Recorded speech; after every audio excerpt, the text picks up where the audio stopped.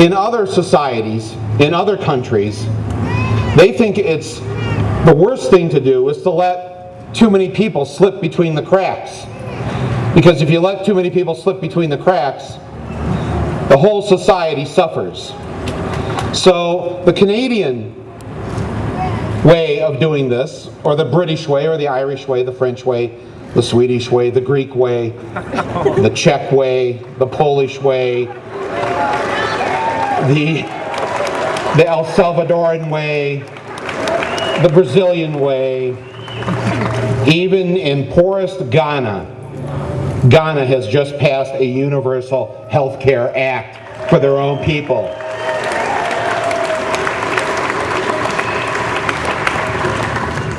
In those countries, they operate with the concept, with the idea of we.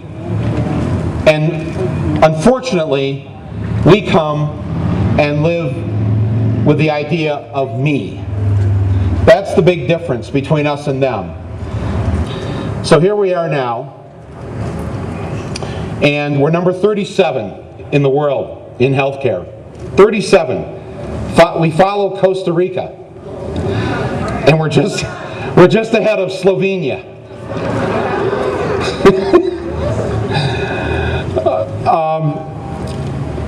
The pharmaceutical companies and the health insurance companies have a vested interest in keeping us sick. That's the only way they can make money, is to not provide real care to us when we're ill. And,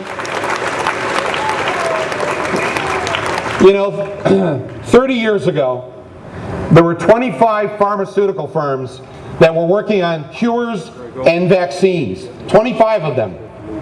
Today there are 5. Now why is that? Because there's no money once you cure somebody.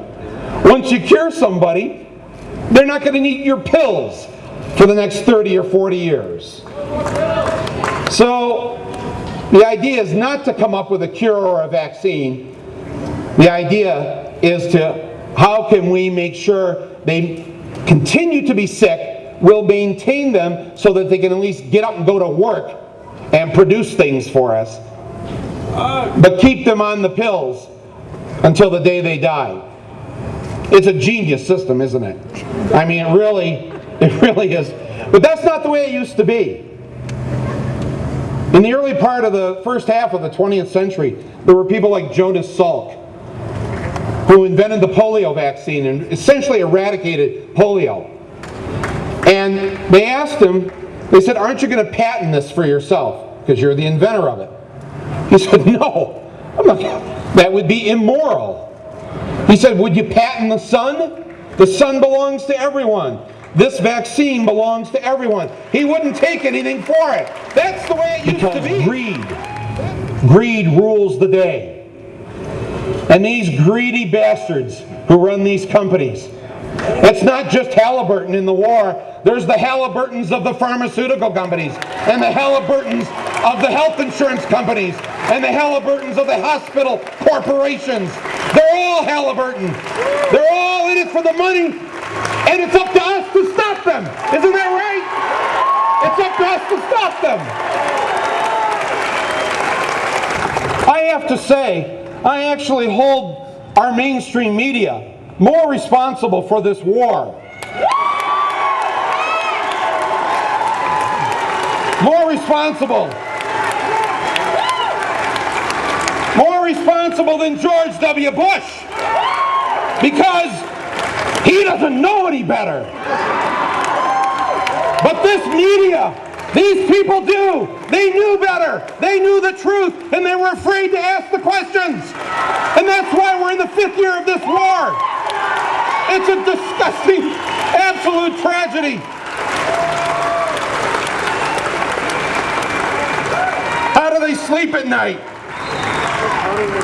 How do the network correspondents and the anchors sleep? 3,500 plus dead soldiers. God knows how many dead Iraqis. Number 1, I support free, universal health care for every resident of the United States for a lifetime.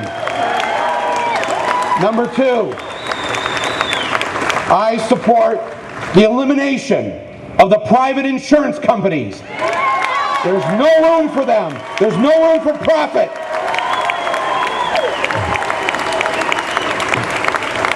Number 3, the pharmaceutical companies need to be strictly regulated as if they were a public utility.